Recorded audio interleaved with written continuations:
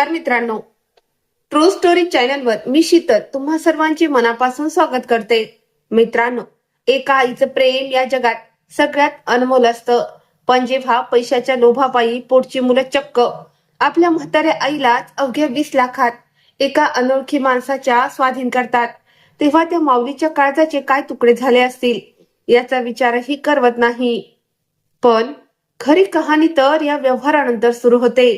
कारण तो माणूस जेव्हा या आईला आपल्या घरी नेतो तेव्हा त्याच्या समोर 20 वर्षापूर्वीच एक विदारक सत्य उभं ठाकतं, ज्या सत्याने एकेकाळी या दोन्ही कुटुंबाचं हस्तखेळतं जग उद्ध्वस्त केलं होतं. त्या रात्री नक्की काय घडलं होतं आणि त्या अनोळखी माणसाचा या म्हाताऱ्या माऊलीशी नक्की काय संबंध होता, हेच सांगणारी आजची ही हृदयाला स्पर्श करणारी भावनिक गोष्ट शेवटपर्यंत नक्की पहा. चला तर मग वेळ न घालवता सुरुवात करूया आजच्या कथेला. मी गेल्या 12 तासापासून त्या अंधाऱ्या खोलीत बंद होते. उन्हाळ्याचे दिवस असल्याने खोलीत प्रचंड उकाडा होता. घामाच्या धारा वाहत होत्या आणि घसा कोरडा पडला होता. माझ्या तोंडात पाण्याचा एक थेंबही गेला नव्हता. उन्हाने आणि भुकेने माझा जीव व्याकुळ झाला होता. तेवढ्यात खोलीचा दरवाजा उघडला. दरवाजा उघडताच मी थोडी गोंधळले. माझं नाव कमलाबाई. मला 2 मुले होते आणि दोघांचीही लग्न झाली होती. दुपारची वेळ होती. बाहेर कडक ऊन होतं. जणू आकाश आग ओकत होतं. खोलीत पंखा गरागर फिरत होता, पण मनातली अस्वस्थता जास्त होती. माझे दोन्ही मुलगे तिथेच बसून काहीतरी बोलत होते. त्यांच्या बायका बाजूलाच उभ्या राहून त्यांना डोळ्यांनीच इशारे करत होत्या. तेवढ्यात छोटा मुलगा समीर म्हणाला, गेल्या 6 वर्षापासून मीच आईला सांभाळतोय. आता बस झालं. मी कंटाळलोय दादा. आता तुझी पाळी आहे. हे ऐकून मोठा मुलगा नितीन रागाने पाय आपटत म्हणाला, तू हे काय बोलतोय समीर? मला 2 मुलं आहेत. त्यात माझ्या बायकोची प्रकृती सारखी खराब असते. ती आईची काळजी कशी घेणार? आमचे स्वतःचे खर्च एवढे आहेत. त्यात आईच्या औषधांचा खर्च मी कसा उचलणार? दोन्ही मुलांनी मला सोबत ठेवण्यास साफ नकार दिला होता. मी अगदी हताश होऊन एका कोपऱ्यात उभी राहून दोघांकडे पाहत होते. आधी मी मोठ्या मुलाकडे पाहिलं. हाच तो मुलगा ज्याच्या जन्माच्या वेळी मी पूर्ण गावात पेढे वाटले होते. मग मी छोट्या समीरकडे पाहिलं, ज्याच्या जन्माने मला जग जिंकल्याचा आनंद झाला होता, ज्याला मी माझ्या डोळ्यांचा तारा म्हणायचे. त्याच्यासाठी मी जगाचे काय काय टोमणे सहन केले होते. तिथं उभं राहून मला माझा भूतकाळ आठवू लागला. तेव्हा मी तरुण होते आणि दिवस इतके कठीण नव्हते. हा तो काळ होता जेव्हा माझ्या पतीचं निधन झालं होतं. ते दोन्ही मुलं एवढी लहान होती की त्यांना त्यांच्या वडिलांचा चेहरा सुद्धा नीट आठवत नसेल. तेव्हाच मी विधवा झाले होते. माझ्या पाठीशी ना कोणाचा पाठिंबा होता, ना घरात दुसरं कोणी कमवणार होतं. मी एकटी अगतिक बाई होते आणि मला माझ्या या 2 जीवांचा सांभाळ करायचा होता. मी लोकांच्या घरामध्ये धुणी भांडी करायला सुरुवात केली. कडक थंडीच्या दिवसात त्या गार पाण्याने लोकांच्या घरची खरकिटी भांडी घासायचे. रात्री रात्री जागून लोकांचे कपडे शिवून द्यायचे. पण एवढं करूनही माझ्या चेहऱ्यावर हसू असायचं, कारण या कामाच्या बदल्यात मला जे पैसे मिळायचे त्यातून मी माझ्या लेकराचं पोट भरू शकत होते. बऱ्याचदा तर असं व्हायचं की घरात एकाच वेळचं अन्न असायचं. अशा वेळी मी स्वतः उपाशी झोपायचे आणि माझ्या मुलांना भरवायचे. स्वतःच्या रक्ताचं पाणी करून मी त्यांच्या शाळेची फी भरायचे. त्यांना चांगले कपडे द्यायचे, जेणेकरून त्यांना त्यांच्या वडिलांची उणीव कधी भासू नये. मला नेहमी वाटायचं की हीच मुलं माझ्या म्हातारपणाची काठी बनतील, माझा आधार होतील. पण आज तीच मुलं मोठी झाल्यावर मला स्वतःवरचं ओझं समजू लागली होती. ते दोन्ही भाऊ अजूनही तिथेच उभे राहून भांडत होते. हा रोजचा कटकट आणि झगडा एकदाच संपला पाहिजे. माझा छोटा मुलगा समीर रागाने लाल पिवळा होऊन म्हणाला, दादा, ना आईला तू सांभाळायला तयार आहेस ना मी. मग आपण एक काम करूया, आईला गाडीत बसू आणि दूर कुठल्या तरी जंगलात नेऊन सोडून येऊ. तिथे जर एखादा चांगला माणूस भेटला तर तो बघेल तिच्याकडे, नाहीतर एखादं जंगली जनावर तिला खाऊन टाकेल. आपलाही पिच्छा कायमचा सुटेल. मुलाच्या तोंडचे हे शब्द ऐकून माझ्या पायाखालची जमीन सरकली. माझ्या स्वतःच्या कानावर विश्वासच बसत नव्हता. ज्या लेकरांना मी माझ्या हातांनी वाढवलं, ज्याच्यासाठी मी माझं अख्खं आयुष्य पणाला लावलं, तीच मुलं आज माझ्याबद्दल असं बोलत होती. जणू मी कोणी माणूस नसून एखादं निरुपयोगी वस्तू आहे. माझ्या डोळ्यातून अश्रूच्या धारा वाहत होत्या. मी दाराच्या मागे उभी राहून हे सगळं ऐकत होते, पण माझ्या तोंडातून आवाजच फुटत नव्हता. असं वाटत होतं की कोणीतरी माझ्या छातीतून काळीजच काढून घेतलंय. माझी दोन्ही मुलगे घराच्या मुख्य दारापाशी उभे राहून हळूहळू कुजबुजत होते, जेणेकरून घरात दुसऱ्या कोणाला त्यांचा आवाज ऐकू जाऊ नये. पण कदाचित देवाची इच्छा होती की आज मला माझ्या मुलाचं हे क्रूर सत्य कळावं. मोठा नितीन म्हणत होता, आता हिला घरात ठेवणं आपल्या कुणाच्याच फायद्याचं नाही. सारखं औषध पाणी, सारखी देखभाल आणि वरून लोकांच्या गप्पा. हिला कुठे लांब सोडून आलो ना की सगळी कटकट संपेल. छोट्याने ही लगेच त्याच्या हो मध्ये हो मिळवला आणि म्हणाला, हो दादा, अगदी खरं बोललास. आपण हिला एखाद्या घनदाट जंगलातच सोडून येऊया. तिथे जंगलात हिला कोण शोधायला जाणार आहे? लोक 2-4 दिवस विचारतील, रडतील आणि नंतर सगळं शांत होईल. मोठा नितीन म्हणाला. त्यांच्या तोंडचे हे शब्द ऐकून माझ्या पायाखालची जमीन सरकली. मला वाटलं मी एखादं वाईट स्वप्न पाहत आहे, पण ते स्वप्न नव्हतं, तर एक अतिशय कडू आणि विदारक सत्य होतं. तिथेच थोड्या अंतरावर त्या दोघांच्या बायका उभ्या राहून हे सगळं ऐकत होत्या. त्यांच्या चेहऱ्यावर एक क्रूर हसू होतं. त्या काही बोलत नव्हत्या, पण त्यांचे चेहरे सांगत होते की मुलांच्या या बेतावर त्या खूप खुश होत्या. त्यांनाही माझं घरात राहणं अजिबात आवडत नव्हतं. मी विचार करत होते, मी खरंच या मुलांवर एवढं मोठं ओझं बनले आहे का? आई म्हातारी झाली, तिची बुद्धी थकली, तर या जगात तिचा कोणीच आपला राहत नाही का? माझ्या डोळ्यांसमोर माझ्या मुलांचं बालपण तरंगू लागलं. त्यांना वाढवण्यासाठी मी कशा रात्री रात्री जागून काढल्या होत्या. त्यांना साधी ठेच जरी लागली तरी माझं काळीज कसं धपधपायचं. त्यांच्यासाठी मी स्वतः उपाशी राहून घास वाचवला होता. पण आज तीच मुलं मला जंगलात सोडून नेण्याची भाषा करत होती. माझ्या डोळ्यातून अश्रू वाहत होते आणि मी भिंतीचा सहारा घेऊन कशीबशी उभी होते. तेवढ्यात घरासमोरील रस्त्यावर एक मोठी महागडी काळी गाडी येऊन थांबली. ती गाडी खूप आलिशान दिसत होती. गाडीतून एक माणूस खाली उतरला. त्याचा चेहरा खूप गंभीर होता, पण त्याच्या डोळ्यात एक वेगळी शांतता होती. तो सावकाश चालत माझ्या मुलांच्या जवळ आला. त्याला पाहून माझे दोन्ही मुलगे गप्प झाले. हा माणूस कोण आहे आणि इथे का आलाय हे त्यांना समजत नव्हतं. तो माणूस त्यांच्या जवळ गेला आणि शांत आवाजात म्हणाला, तसं तर दुसऱ्यांच्या घरच्या गोष्टी ऐकणं चांगली सवय नाही, पण मी गाडीत बसलो होतो आणि बराच वेळ झाला तुमच्या दोघांचं बोलणं माझ्या कानावर येत होतं. आधी मला वाटलं मी दुर्लक्ष करावं, पण नंतर वाटलं की देवानेच मला इथे काहीतरी करण्यासाठी थांबवलंय. माझे दोन्ही मुलगे त्याच्याकडे रागाने पाहू लागले. मोठा नितीन म्हणाला, हे बघा, तुम्ही तुमच्या कामाशी काम ठेवा. हा आमच्या घरचा वैयक्तिक प्रश्न आहे. त्या माणसाने अजिबात राग न आणता खूप शांतपणे सांगितलं, मी फक्त तुमची मदत करू इच्छितो. जर तुम्ही दोघेही तुमच्या आईला कंटाळला असाल, ती तुमच्यावर ओझं झाली असेल, तर तिची जबाबदारी मला द्या. ती आई तुम्ही माझ्या हवाली करा आणि त्याच्या बदल्यात मी दोघांना मिळून 20 लाख रुपये देईन. त्यांचं हे बोलणं ऐकून दोन्ही मुलांचे डोळे पांढरे झाले. त्यांना वाटलं की हा माणूस त्यांची थट्टा करतोय. छोटा समीर रागाने म्हणाला, हे बघा, आमच्याशी अशी थट्टा करू नका आणि मुकाट्याने इथून चालते व्हा. आम्हाला तुमच्या कोणत्याही गोष्टीत रस नाही. पण तो माणूस अजिबात डगमगला नाही. तो शांतपणे उभा राहिला आणि म्हणाला, मी अजिबात मस्करी करत नाहीये. असं म्हणून तो मागे फिरला आणि आपल्या गाडीकडे गेला. काही सेकंदातच तो परत आला. जेव्हा त्याच्या हातात चामड्याची एक बॅग होती, त्याने ती बॅग खाली ठेवली आणि तिची चैन उघडली. बॅगच्या आत नोटांची पुडकी गच्च भरलेली होती. ते बघून माझ्या दोन्ही मुलांची डोळे विस्फारले.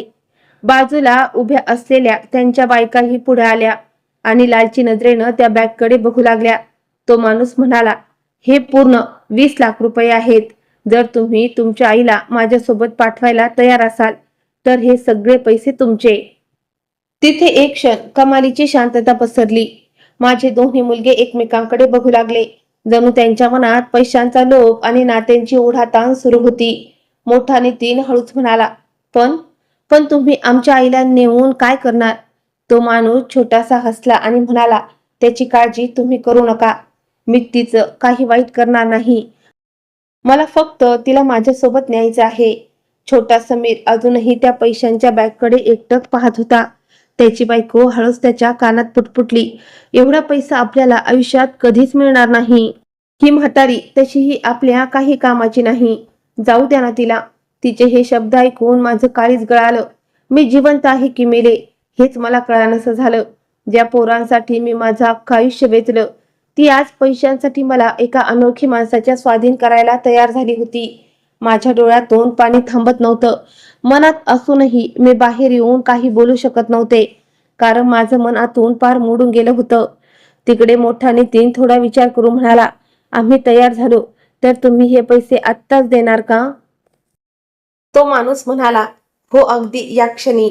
पैसे तुमचे आणि तुमची आई माझ्यासोबत. त्याच्या आवाजात एक वेगळाच विश्वास होता, पण त्याच्या डोळ्यात खूप दुःख होतं. असं वाटत होतं की त्याच्याही मनात एखादी जुनी जखम लपलेली आहे. माझी दोन्ही मुले पुन्हा आपापसात कुजबुजू लागले.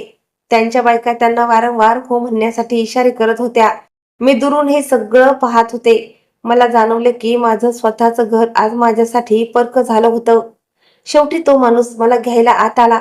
माझी दोन्ही मुलगे गप्प राहिले. त्यांच्यापैकी कोणीही मला थांबवण्याचा साधा प्रयत्नही केला नाही. मी जाता जाता एकदा त्यांच्याकडे पाहिलं. माझ्या मनात कुठेतरी एक लहानशी आशा होती की कदाचित ते मला हाक मारतील, म्हणतील, आई नको जाऊ. पण असं काहीच झालं नाही. ते दोघे त्या पैशांच्या बॅगकडे डोळे लावून बसले होते. त्यांच्या बायकांच्या चेहऱ्यावरचा आनंद लपत नव्हता. तो माणूस हळूच माझ्या जवळ आला आणि आदराने म्हणाला, चला माऊली. मी काही क्षण तिथेच सुन्न उभी राहिले आणि मग जड पावलांनी त्यांच्यासोबत निघाले. त्याने गाडीचा दरवाजा उघडला आणि मला खूप सन्मानाने आत बसवलं. गाडी खूप मोठी आणि आलिशान होती. आत एवढी स्वच्छता होती की माझ्या मळक्या कपड्यांमुळे ती खराब होईल की काय अशी मला भीती वाटू लागली. मी एका कोपऱ्यात आकसून बसले. गाडी हळूहळू पुढे सरकू लागली. जशी गाडी घरापासून दूर जाऊ लागली तसं मी खिडकीतून मागे वळून माझ्या घराकडे पाहिलं. माझ्या डोळ्यातून अश्रू वाहू लागले. हे तेच घर होतं जिथे मी माझं अख्खं आयुष्य काढलं होतं, जिथे माझ्या मुलांनी पहिलं पाऊल टाकलं होतं, जिथे त्यांच्या बालपणाचे हसरे दिवस होते आणि जिथे माझ्या पतीच्या आठवणी होत्या. आज त्याच घरातून मला बाहेर काढण्यात आलं होतं. मी खिडकी बाहेर पाहत फक्त रडत राहिले. वाटेत माझ्या मनात हजारो प्रश्न होते. हा माणूस कोण असेल? याने मला पैशाने का विकत घेतलं? याने एवढे पैसे का दिले? याला जर मला न्यायचंच होतं तर हा मला पैशाशिवायही तिथे सोडून नेऊ शकला असताना. मी स्वतःहूनच त्याच्यासोबत आले होते, तरीही त्याने एवढा मोठा सौदा का केला? थोड्या वेळाने मी मनाचा हिया केला आणि त्याच्याकडे पाहिलं. तो शांतपणे गाडी चालवत होता. त्याच्या चेहऱ्यावर एक वेगळीच गंभीरता होती. मी अगदी हळू आवाजात त्याला विचारलं, बेटा तू कोण आहेस रे? आणि माझ्यासाठी एवढे पैसे का दिले? माझ्या मुलांकडून तू मला का विकत घेतलंस? मी तर आता कोणत्याच कामाची उरली नाहीये. ना मी घरचं काम करू शकते, ना कोणाला मदत करू शकते. मग तू असा तोट्याचा सौदा का केलास? बोलताना माझा आवाज थरथरत होता, कारण माझ्या डोक्यात विचारांचं चक्र चालू होतं. त्याने काही सेकंद शांत राहून समोरच्या रस्त्याकडे पाहिलं आणि मग चेहऱ्यावर एक हलकसं हसू आलं आणि तो म्हणाला, माऊली, मी माझ्या आयुष्यात कधीच तोट्याचा सौदा करत नाही आणि आज तर अजिबात केला नाहीये. जर मी तुमच्या मुलांना 20 लाख रुपये दिले आहेत ना, तर त्यांच्याकडून त्यापेक्षा कितीतरी पटीने जास्त वसूल करणार आहे. तुम्ही फक्त पाहत जा. त्यांचं हे बोलणं ऐकून मी अजूनच घाबरले. तो नक्की काय म्हणतोय हे मला समजत नव्हतं. त्याच्या चेहऱ्यावरचं ते गूढ हसू पाहून माझी धडधड वाढली होती. तो पुढे म्हणाला, तुम्ही काळजी करू नका. मी तुमचं काही वाईट करणार नाही. थोड्याच वेळात तुम्हाला सगळं समजेल. मी गप्प बसले, पण मनातील भीती काही कमी होत नव्हती. गाडी सतत पुढे जात होती. शहरातली गर्दी मागे सुटली आणि काही वेळाने गाडी एका खूप मोठ्या आणि आलिशान बंगल्यासमोर येऊन थांबली. एवढं मोठं घर मी माझ्या आयुष्यात पहिल्यांदाच पाहत होते. उंच फाटक, मोठी बाग आणि बाहेर कित्येक गाड्या उभ्या होत्या. एखादा खूप मोठा माणूस तिथे राहत असावा. गाडी थांबताच एक नोकर पळत आला आणि त्याने गाडीचा दरवाजा उघडला. तो माणूस मला अगदी हळुवारपणे सहारा देत गाडीतून खाली उतरू लागला. जरी माझी मनस्थिती होती, तरी त्याच्या वागण्यात कमालीचा आदर होता. त्यामुळे मी चुपचाप त्याच्यासोबत घराच्या आत गेले. जसे आम्ही घराच्या आत पोचलो, मला एक गोष्ट प्रकर्षाने जाणवली. बाहेर माझ्या मुलांसमोर त्यांच्या चेहऱ्यावर जी शांतता होती ती आता कुठेतरी नाहीशी झाली होती. आता त्याचा चेहरा खूप गंभीर दिसत होता. त्याच्या डोळ्यात एक राग होता, जणू तो एखादं जुनं दुःख मनात दाबून बसला असावा. मी खूप घाबरले आणि त्याला लगेच विचारलं, बेटा, खरं खरं सांग, तू कोण आहेस आणि मला इथे का आणलंस? त्याने माझ्याकडे पाहिलं आणि हळूच विचारलं, माऊली, तुम्ही खरंच मला ओळखलं नाही का? मी त्याच्याकडे वरपासून खालपर्यंत निरखून पाहिलं आणि त्याच्याकडे खूप लक्ष देऊन बघू लागले. त्याचा चेहरा कुठेतरी पाहिल्यासारखा नक्कीच वाटत होता, पण मला नीट आठवत नव्हतं. मी हळूच म्हणाले, नाही बेटा, मी तुला नाही ओळखलं. सांग ना, कोण आहेस तू? तो काही सेकंद माझ्याकडे पाहत राहिला. मग त्याचे डोळे हलकेच पाणावले. त्याने अगदी जड आवाजात सांगितलं, माझं नाव राहुल आहे आणि मी विजयरावांचा मुलगा आहे. त्याचं हे वाक्य ऐकताच माझ्या पायाखालची जमीन सरकली. माझं अख्खं शरीर थरथरायला लागलं. माझा श्वास जणू रोखला गेला, कारण हे नाव ऐकताच माझ्या भूतकाळातील जुन्या जखमा पुन्हा ताज्या झाल्या होत्या. माझे हात पाय कापू लागले आणि मी बाजूलाच असलेल्या एका खुर्चीवर कोसळले. माझे डोळे विस्पारले होते. मी फक्त एकटक त्याच्याकडे पाहत राहिले. आता मला हळूहळू त्याचा चेहरा आठवू लागला होता. त्याचे डोळे अगदी त्याच्या वडिलांसारखेच होते. तोच राग, तीच ठेवण आणि तोच चेहरा. माझे ओठ थरथरू लागले आणि मी भीत भीत विचारलं, विजयरावांचा मुलगा? पण पण तू तर त्यावेळी खूप लहान होतास ना? राहुलच्या डोळ्यात आता अश्रू होते, पण त्याच्या चेहऱ्यावर एक वेदनादायी हसू होतं.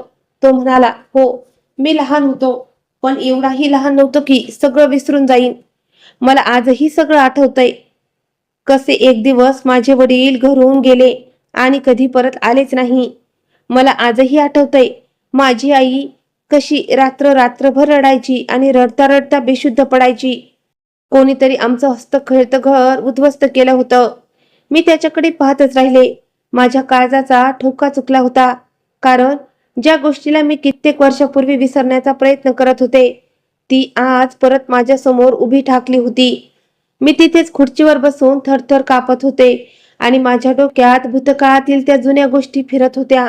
तेवढ्यात पाठीमागून एका बाईचा आवाज आला, राहुल बेटा, काय झालं? तू यांना आत का आणलंस? तो आवाज ऐकून मी हळूच मागे वळून पाहिलं. त्यांना पाहताच माझ्या काळजाची धडधड अजून वाढली, कारण त्या दुसऱ्या कोणी नसून विजयरावांच्या पत्नी होत्या. सुरुवातीला मी त्यांना ओळखू शकले नाही, कारण आता त्यांचे केस पांढरे झाले होते आणि चेहऱ्यावर वयाच्या सुरकुत्या आल्या होत्या. पण काही सेकंदातच मी त्यांना ओळखलं आणि कदाचित त्यांनीही मला ओळखलं होतं. मला पाहताच त्या जागीच थबकल्या. त्यांच्या चेहऱ्याचा रंग उडाला.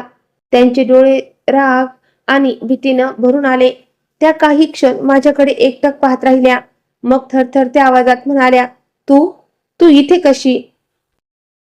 त्यांच्या आवाजाने माझी भीती आणखी वाढली. मी खुर्चीवरून उठण्याचा प्रयत्न करत होते, पण माझे पाय लटपट कापत होते. राहुल पळत जाऊन आपल्या आईजवळ उभा राहिला. आता ते दोघेही माझ्या समोर उभे होते. त्यावेळी त्यांच्या चेहऱ्यावर एवढं दुःख आणि राग होता की मी त्यांच्या डोळ्यात डोळे घालून पाहूही शकत नव्हते. राहुलची आई रडत रडत ओरडली, सांग, माझे पती कुठे आहेत? माझे विजयराव कुठे गेले? इतकी वर्ष झाली, आजपर्यंत त्यांचा काहीच पत्ता लागला नाही. आणि त्या दिवशी ते शेवटच्या वेळी तुझ्या पती सोबतच होते. त्यांचा तो आवाज ऐकून माझं काळीज दडपलं, कारण ज्या जुन्या रहस्याला मी वर्षानुवर्ष स्वतःच्या मनात दाबून ठेवलं होतं ते आज पुन्हा माझ्या समोर आलं होतं. मी भीत भीत म्हणाले, मला मला खरंच काही माहित नाही. माझ्या पतीने मला कधीच काही सांगितलं नाही. पण राहुल रागाने माझ्या दिशेने पुढे आला आणि मोठ्याने म्हणाला, खोटं बोलू नका, मला सगळं माहित आहे. माझे वडील शेवटच्या वेळी तुमच्या पती सोबतच शेतातलं धान्य विकायला शहरात गेले होते. गावातील लोकांनी त्यांना एकत्र जाताना पाहिलं होतं, पण शहरातून फक्त तुमचे पती परत आले. माझे वडील कधीच परत आले नाहीत. आणि त्यानंतर तुमच्या पतीनेही याबद्दल कधी कोणाशीच काहीच बोललं नाही. त्याच्या आवाजातील वेदना ऐकून माझं मन सुन्न झालं. तो पुढे म्हणाला, मला हे चांगलं ठाऊक आहे की तुम्हाला सगळं माहीत आहे. तुमच्या पतीने नक्कीच तुम्हाला सत्य सांगितलं असणार की वाटेत माझ्या वडिलांसोबत काय झालं, ते कुठे गायब झाले, ते जिवंत आहेत की मेले, मला ते सत्य जाणून घ्यायचं आहे. त्याची आई ही रडत रडत म्हणाली, आम्ही किती वर्ष वाट पाहिली, प्रत्येक दार ठोठावलं, प्रत्येक ठिकाणी शोधलं, पण आम्हाला कधीच काही समजलं नाही. तुम्ही लोकांनी आमचं आयुष्य उद्ध्वस्त केलंय. त्यांच्या या गोष्टी ऐकून माझ्या डोळ्यातून पाणी वाहू लागलं. कारण खरं तर हेच होतं की मी स्वतः सुद्धा त्या जुन्या भीतीसोबत वर्षानुवर्ष जगत होते. पण तरीही मी थरथरत्या आवाजात म्हणाले, नाही बेटा, मी खरं सांगते, मला काहीच माहित नाही. त्यांनी मला काहीच सांगितलं नव्हतं. मी काहीच जाणत नाही. राहुलचा चेहरा रागाने लालबुंद झाला. तो जोरात ओरडला, जर तुम्ही खरं सांगितलं नाही तर मी तुम्हाला अशी शिक्षा देईन ज्याचा तुम्ही विचारही केला नसेल. इतक्या वर्षापासून माझी आई प्रत्येक रात्र रडत काढते. मी लहानपणापासून माझ्या वडिलांची वाट पाहतोय आणि आता जेव्हा मला समजले की त्या दिवशी तुमचे पती त्यांच्या सोबत होते, तेव्हा मी शांत बसणार नाही. माझा श्वास गुदमरू लागला, पण तरीही मी रडत म्हणाले, बेटा, मी खरं बोलतोय, मला काहीच माहित नाही. तेवढ्यात अचानक त्याने माझा हात जोरात पकडला. त्याची पकड एवढी घट्ट होती की माझ्या हाताला वेदना होऊ लागल्या. मी घाबरले आणि स्वतःचा हात सोडवू लागले, पण तो मला ओढत घराच्या मागच्या बाजूला घेऊन जाऊ लागला. त्याची आई ही त्याच्या मागे मागे चालत होती. मी सतत गयावया करत होते, बेटा, मला सोड, मला सोड. मी काहीच केलं नाहीये बेटा. पण त्यावेळी राहुल कोणत्याही मनस्थितीत नव्हता. तो मला एका अंधाऱ्या खोलीपाशी घेऊन गेला आणि त्याने दरवाजा उघडून मला आत ढकलून दिलं. मी थबकले आणि थेट जमिनीवर पडले. मी सावरून उठण्यापूर्वीच त्याने बाहेरून दरवाजा धाडकन बंद केला. मी दारावर हात मारत जोर जोरात ओरडू लागले, दरवाजा उघडा, मला बाहेर काढा. मी काहीच केलं नाहीये. पण बाहेर पूर्ण शांतता होती. कोणीच उत्तर दिलं नाही. ती खोली खूप लहान आणि कोंदट होती. तिथे साधी हवा यायलाही जागा नव्हती. उकाड्याने माझा दम घुटू लागला. घसा कोरडा पडला होता. मी वारंवार दरवाजा बदलत होते, पण कोणीच आलं नाही. हळूहळू माझं शरीर साथ सोडायला लागलं. तहानेनं माझा गळा जळत होता. मी रडत रडत जमिनीवर टेकले आणि देवाचा धावा करू लागले की कोणीतरी मला इथून बाहेर काढावं. वेळ सरकत होता. त्या काळोखात मला समजत नव्हतं की किती तास उलटून गेलेत. मला वाटत होतं की मी आता मरून जाईन की काय. उन्हाने आणि तहानेने माझी अवस्था फार वाईट झाली होती. माझे ओठ सुकले होते. डोळ्यासमोर अंधारी येत होती. अशा परिस्थितीतही मी माझ्या पोटच्या पोरांना आठवत होते. मी विचार करत होते, जर माझ्या मुलांनी मला घरातून काढलं नसतं तर आज माझ्यावर ही वेळ आली नसती. हळूहळू माझी उरली सुरली ताकदही संपली आणि शेवटी मी तिथेच जमिनीवर बेशुद्ध पडून राहिले. माहित नाही किती वेळ गेला. अचानक दरवाजा उघडल्याचा आवाज आला. खोलीच्या आत प्रकाशाचा एक हलकासा कवडसा आला. मी कशाबशा माझ्या डोळ्यांच्या पापण्या उघडल्या. मी अजूनही अर्धवट बेशुद्धीतच होते. माझ्या समोर ती मायलेकरं उभी होती. राहुलच्या आईच्या चेहऱ्यावर आता रागापेक्षा भीती जास्त दिसत होती. कदाचित माझी अशी अवस्था होईल याचा विचार त्यांनी केला नसेल. राहुल तातडीनं माझ्या शेजारी बसला. त्याने मला आधार देऊन उठवलं आणि घाबरलेल्या आवाजात म्हणाला, माऊली, डोळे उघडा. त्याने लगेच पाण्याची बाटली उघडली आणि माझ्या ओठांना लावली. मी थरथरत्या हाताने पाणी प्यायले. त्यावेळी मला असं वाटलं जणू माझ्या शरीरात पुन्हा जीव आलाय. राहुलची आई सुद्धा माझ्या जवळ बसली आणि म्हणाली, बहीणबाई, आम्हाला माफ करा. आम्हाला फक्त ते सत्य जाणून घ्यायचं होतं, पण तुमची अशी अवस्था होईल असं आम्हाला वाटलं नव्हतं. मी पाणी पिता पिता फक्त त्यांच्याकडे पाहत राहिले. माझ्या मनात भीती तर होतीच, पण कुठेतरी हाही विचार आला की इतकी वर्ष मनात दाबून ठेवलेलं हे कडू सत्य आता जास्त काळ लपून राहणार नाही. मी हळूहळू स्वतःला सावरलं. राहुल आणि त्याची आई माझ्या समोर बसले होते. त्याच्या डोळ्यात राग, वेदना आणि सत्य जाणून घेण्याची तकमक साफ दिसत होती. माझे हात अजूनही कापत होते. डोळ्यातून अश्रू वाहत होते. इतकी वर्ष जे रहस्य मी माझ्या छातीशी बाळगून होते ते आज मी पहिल्यांदाच कोणाला तरी सांगणार होते. मी माझ्या थरथरत्या आवाजात सांगायला सुरुवात केली, बेटा, आजपासून साधारणपणे 30 वर्षापूर्वीची ही गोष्ट आहे. त्या काळी आपल्या दोन्ही कुटुंबामध्ये खूप जिव्हाळ्याचे आणि चांगले संबंध होते. तुझे वडील विजयराव आणि माझे पती संजय दोघे खूप जीवाभावाचे मित्र होते. त्यांची मैत्री फक्त नावापुरती नव्हती, तर ते एकमेकांना रक्ताच्या भावापेक्षाही जास्त मानायचे. अख्ख्या गावात त्यांच्या दोस्तीची उदाहरणं दिली जायची. लोक म्हणायचे की खरी मैत्री पाहायची असेल तर विजयराव आणि संजयची बघावी. दोघे एकत्र शेतात राबायचे, एकत्र पीक घ्यायचे आणि एकत्र शहरात जाऊन धान्य विकायचे. एकाच्या घरात आनंद असला की दुसऱ्याला जास्त आनंद व्हायचा आणि एकाच्या घरावर दुःख आलं की दुसरा धावून जायचा. मी आणि तुझी आई सुद्धा एकमेकांशी खूप प्रेमाने वागायचो. आपण सगळे एकाच कुटुंबासारखे राहत होतो. तो काळ खूप सुखाचा होता.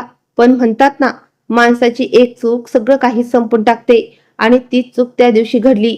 मी माझे अश्रू पुसले आणि पुढे सांगू लागले. त्या दिवशी प्रचंड पाऊस पडत होता. आकाश काळ्या ढगांनी वेढलं होतं. विजा कडाडत होत्या. गाव सामसूम होतं, कारण सगळे आपापल्या घरात लपून बसले होते. संजय शेताकडे गेले होते आणि मी घरात एकटीच होते. तेवढ्यात अचानक दरवाजावर कोणीतरी जोरजोरात थापा मारल्या.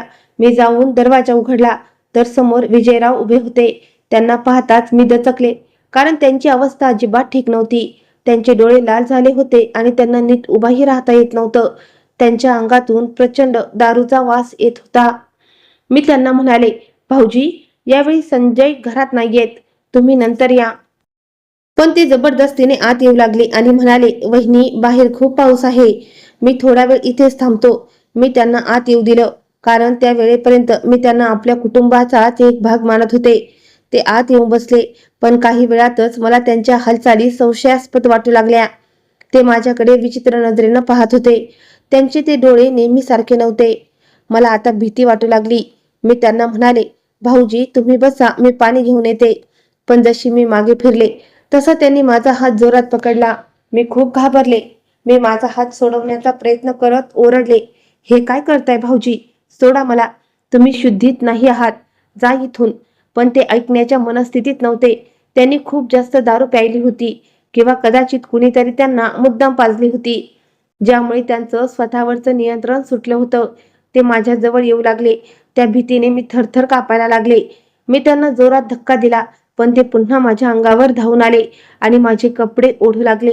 मी रडत ओरडत त्यांना लांब राहण्याची विनवणी करत होते, पण ते काहीच ऐकत नव्हते. त्यावेळी मला सुचत नव्हतं की मी स्वतःला कसं वाचवू. तेवढ्यात माझी नजर बाजूला ठेवलेल्या एका जड लाकडी दांडक्यावर पडली. त्या भीती आणि गडबडीत मी ते दांडकं उचललं आणि माझ्या संपूर्ण ताकदीनिशी त्याच्या डोक्यात मारलं. तो फटका बसताच ते रक्ताच्या थारोळ्यात तिथे जमिनीवर कोसळले आणि बेशुद्ध झाले. त्यावेळी माझं अख्खं शरीर भीतीने लटलटत कापत होतं. मी एवढी घाबरली होते की माझे हातपाय सुन्न पडले होते. माझे कपडे फाटले होते, केस विस्कटले होते आणि मी खोलीच्या एका कोपऱ्यात बसून ढसढसा रडत होते. मला वाटलं आता माझं सगळं आयुष्य संपलं. थोड्या वेळानंतर विजयरावांना जाग आली. त्यांनी हळूहळू डोळे उघडले. जसा त्यांना भास झाला की त्यांच्याकडून काय चूक झालीये, तसा त्यांच्या चेहऱ्याचा रंगच उडाला. ते लाजेपोटी माझ्याकडे नजर वर करून पाहूही शकत नव्हते.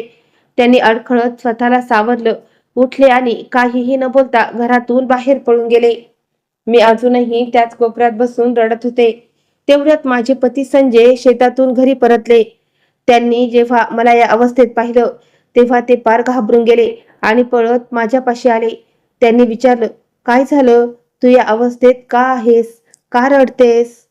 मी थरथर कापत त्यांना सगळं काही खरं खरं सांगितलं की कसे त्यांच्या पाठीमागे विजयराव घरात आले होते आणि त्यांनी माझ्यासोबत चुकीचं वागण्याचा प्रयत्न केला. मी त्यांना हेही सांगितलं की भीतीने मी त्यांच्या डोक्यात एक लाकडी दांडकं मारलं होतं, ज्याने ते बेशुद्ध झाले आणि शुद्धीवर आल्यावर पळून गेले. माझं हे बोलणं ऐकून आधी तर संजय एकदम शांत झाले आणि मग अचानक रागाने ओरडले, नाही, हे सगळं खोटं आहे. विजय असं कधीच करू शकत नाही. तो माझा भाऊ आहेस. तू त्याच्यावर एवढा मोठा आळ कसा काय घेऊ शकतेस? तुला लाज वाटली पाहिजे. त्यांचं हे बोलणं ऐकून माझं काळीजच तुटलं. मी रडत रडत म्हणाले, मी कशाला खोटं बोलू? माझी अवस्था तर बघा, माझे कपडे बघा. जर तुमचा विश्वास नसेल तर जाऊन त्यांच्या डोक्यावरची जखम बघा. मी स्वतःला वाचवण्यासाठी त्यांच्यावर वार केला होता, म्हणूनच ते थांबले. मी एवढं बोलल्यावर संजय एकदम गप्प झाले. त्यांच्या चेहऱ्यावर राग होता, दुःख होतं आणि आतून ते पूर्णपणे खचले होते. कारण त्यांचा स्वतःचा सर्वात जीवश्य कंठस्थ मित्र असं काही करू शकतो यावर त्यांचा विश्वास बसत नव्हता. मी हे सगळं सांगत असताना खोलीत इतकी शांतता पसरली होती, जणू वेळ तिथेच थांबला होता. राहुलची आई सतत रडत होती. तिचे हात कापत होते आणि ती वारंवार तोंडावर हात ठेवून स्वतःला सावरण्याचा प्रयत्न करत होती. राहुल मात्र एखाद्या दगडासारखा शांत बसला होता. त्याचे डोळे माझ्याकडेच होते, पण असं वाटत होतं की तो माझ्या पार पलीकडे कुठेतरी पाहतोय. त्याचं मन भूतकाळात हरवलं होतं. कदाचित तो आपल्या वडिलांबद्दल विचार करत होता, ज्या वडिलांना तो लहानपणापासून शोधत होता. त्याच्या आठवणी त्याच्या आईने आयुष्यभर अश्रू गाळले होते. आज अचानक त्यांच्याबद्दलचं हे भीषण सत्य त्यांच्या समोर आलं होतं. मीही सतत रडत होते, कारण कित्येक वर्षापासून माझ्या छातीत दडून बसलेलं हे वादळ आज बाहेर आलं होतं. मी जड आवाजात पुढे सांगू लागले, बेटा, तुझे वडील वाईट माणूस नव्हते. मनाचे ते अजिबात कडू नव्हते. पण त्या दिवशी त्या काळ वेळाच्या दारूने त्यांच्याकडून खूप मोठी चूक करून घेतली होती आणि त्यांना त्यांच्या कृत्याचा प्रचंड पश्चाताप झाला होता. त्या घटनेनंतर ते कित्येकदा संजयची माफी मागण्यासाठी आले होते. ते हात जोडून म्हणायचे की, भाऊ, माझ्याकडून खूप मोठी चूक झाली. त्या दिवशी मला काय झालं होतं माझं मलाच समजलं नाही. मी शर्मेनं तुझ्या नजरेला नजर देऊ शकत नाहीये, पण मी मनानं वाईट माणूस नाहीये. तुझे वडील नेहमी संजयला समजवण्याचा प्रयत्न करायचे. संजय बाहेरून जरी गप्प दिसत असले तरी आतून ते पूर्णपणे खचले होते. कारण ज्या माणसाला त्यांनी स्वतःचा भाऊ मानलं होतं, त्याच माणसाने त्याचं हस्तखेळतं घर उद्ध्वस्त केलं होतं. ते माझ्याकडे पाहायचे आणि त्यांच्या डोळ्यातून अश्रू यायचे, पण ते कोणाशीच काही बोलत नसत. गावातल्या लोकांनाही समजत नव्हतं की अचानक या दोन जिवलग मित्रांमध्ये एवढं अंतर का पडलं. आधी जे दोघं सावलीसारखे एकत्र दिसायचे, ते आता एकमेकांची नजर मिळवायलाही घाबरत होते. पण कोणालाच त्यामागचं खरं सत्य माहीत नव्हतं. काळ बदलत गेला, पण संजय रावांच्या मनातील तो राग आणि आग काही कमी झाली नाही. ते रात्री रात्री जागून काढायचे. कधी कधी अचानक उठून घराबाहेर जाऊन बसायचे आणि उशिरापर्यंत आभाळाकडे पाहत राहायचे. मी कित्येकदा त्यांना समजावलं, जे झालं ते विसरून जा आता, पण ते विसरू शकत नव्हते. त्यांना प्रत्येक क्षणी असं वाटायचं की त्यांच्या विश्वासाचा खून झालाय आणि हाच विचार हळूहळू त्यांच्या मनात विष कालवत गेला. आणि मग तो घातकी दिवस उजाडला, ज्या दिवशी सगळं संपलं. ज्या दिवशी सकाळी नेहमीप्रमाणे ते दोघं एकत्र शहरात जाणार होते. गावातले लोक नेहमीसारखं त्यांना एकत्र बाहेर पडताना पाहत होते, पण कोणाला काय ठाऊक की हा त्यांचा शेवटचा प्रवास असेल. सूर्य वर येताच दोघांनी मिळून ट्रकमध्ये धान्याची पोती भरली. उन्हाळा असल्याने हवा खूप गरम होती, पण काम करणं गरजेचं होतं, म्हणून दोघेही निघाले. तुझे वडील ट्रक चालवत होते आणि संजय त्याच्या बाजूला बसले होते. सुरुवातीला दोघेही गप्प होते. रस्ता लांबचा होता आणि ऊन हळूहळू अंगाची लाही लाही करत होतं. वाटेत कधी कधी दोघं जुजबी बोलायचे, पण आधीसारखं मनमोकळं हसणं आता राहिलं नव्हतं. तुझ्या वडिलांनाही जाणवत होतं की संजय त्यांच्यापासून दूर चाललाय, म्हणून ते प्रत्येक वेळी वातावरण हलकं करायचा प्रयत्न करायचे. ते म्हणायचे, भाई, सगळं विसरून जाना, माझ्याकडून चूक झाली रे. पण संजय फक्त गप्प बसायचे. त्या दिवशीही तो ट्रक एका सुनसान रस्त्यावरून पुढे जात होता. ऊन एवढं कडक होतं की रस्त्यावरून गरम वाफा निघत होत्या. कित्येक तास प्रवास केल्यावर दोघेही खूप थकले होते. तेवढ्यात संजय हळूच म्हणाला, भाई, मी खूप थकलोय रे. कुठेतरी थोडा वेळ थांबूया, पाणी पिऊ आणि मग पुढे जाऊ. तुझ्या वडिलांनी सांगितलं, अरे, आता थोडाच रस्ता राहिलाय. शहरात पोचलो की तिथेच आराम करू.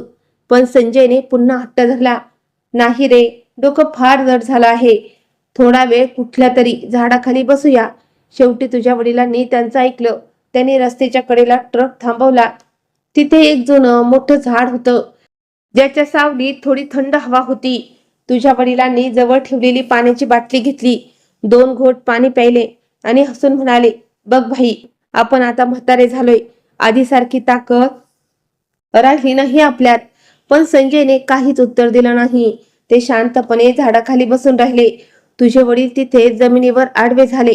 ऊन आणि थकव्यामुळे त्यांचे डोळे मिटू लागले. काही वेळ फक्त वाऱ्याचा सुसाट आवाज येत होता, पण संजयच्या मनात मात्र विचारांचं वादळ घोंगावत होतं. त्यांच्या डोळ्यासमोर वारंवार तीच रात्र येत होती, जेव्हा त्यांनी मला या अवस्थेत पाहिलं होतं.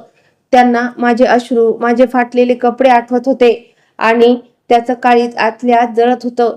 ते स्वतःच्या मनाला समजवण्याचा प्रयत्नही करत होते की त्यांनी विजयला माफ करायला हवं. पण तेवढ्यात अचानक तुझ्या वडिलांनी कूस बदलली आणि त्यांचं डोकं मागच्या झाडाच्या खोडाला लागलं. खोडाला धक्का लागताच डोक्याला आधी लागलेली ती जखम पुन्हा उघडी झाली आणि तिथून थोडं रक्त येऊ लागलं. जशी संजयची नजर त्या रक्तावर पडली तसं ते सुन्न झाले, कारण ही ती जखम होती ज्याबद्दल मी त्यांना सांगितलं होतं. त्या जखमेकडे बघून त्यांची पूर्ण खात्री झाली की मी खोटं बोलत नव्हते. त्यांच्या मनात वाचलेला विश्वासाचा शेवटचा धागाही तिथेच तुटला. ज्या माणसाला त्यांनी भाऊ मानलं त्यानेच त्यांच्या पाठीत खंजीर खुपसला होता. या विचाराने त्यांचा राग त्यांच्या बुद्धीवर स्वार झाला. ते हळूच उठले. त्यांचे डोळे रागाने लाल झाले होते. श्वास जोरात चालत होता. ते स्वतःला रोखू पाहत होते, पण त्यांच्या मेंदूनं काम करणं सोडलं होतं. त्यांनी बाजूला पडलेला एक जड आणि मोठा दगड हातात उचलला. तुझे वडील त्यावेळी गाढ झोपेत होते. पुढच्या काही सेकंदात काय घडणार आहे याची त्यांना पुसटशीही कल्पना नव्हती. संजय थरथरत्या पावलाने त्यांच्या जवळ गेले आणि रागाच्या भरात ओरडले, तू माझ्या विश्वासाचा खून केलास विजयराव. पण तुझ्या वडिलांना ते काय बोलतायत हे नीट समजण्याआधीच रागाने आंधळ्या झालेल्या संजयने तो दगड थेट तुझ्या वडिलांच्या चेहऱ्यावर घातला. तो वार एवढा गंभीर होता की तुझे वडील वेदनेने जोरात विव्हळले आणि तिथेच कोसळले. त्यांच्या तोंडातून आणि डोक्यातून रक्ताच्या धारा वाहू लागल्या. त्यांनी उठण्याचा प्रयत्न केला, पण संजयने त्यांना सावरण्याची संधीच दिली नाही. संजयने एकोपाठोपाठ एक वार केले आणि विजयरावांचा आवाज कायमचा शांत झाला. पण मित्रांनो, खरी गोष्ट तर इथून पुढे सुरू होते. जर संजयने विजयरावांना तिथं संपवलं होतं, तर मग आज 20 वर्षानंतर राहुल ज्या बाईला आपली आई म्हणत आहे ती नक्की कोण आहे? आणि जर विजय त्या दिवशी घरी परत आलेच नाहीत, तर मग या म्हाताऱ्या माऊलीला राहुलने 20 लाख रुपये देऊन आपल्या घरी का आणलं? राहुल त्यांना कोणती शिक्षा देणार, की अजून काही वेगळंच घडणार? या सगळ्या प्रश्नांची उत्तरं आणि या कथेचा सर्वात मोठा आणि भावुक करणारा शेवट तुम्हाला पाहायला मिळेल उद्या येणाऱ्या भाग 2 मध्ये. पुढचा भाग इतका अनपेक्षित आहे की तो ऐकून तुमच्या डोळ्यात पाणी आल्याशिवाय राहणार नाही. उद्याचा हा भाग अजिबात मिस करू नका. जर तुम्हाला आजची ही गोष्ट आवडली असेल तर चॅनलला आता सबस्क्राईब करा, व्हिडिओला लाईक करा आणि बेल आयकॉन नक्की दाबून ठेवा. भेटूया उद्या बरोबर याच वेळी. धन्यवाद.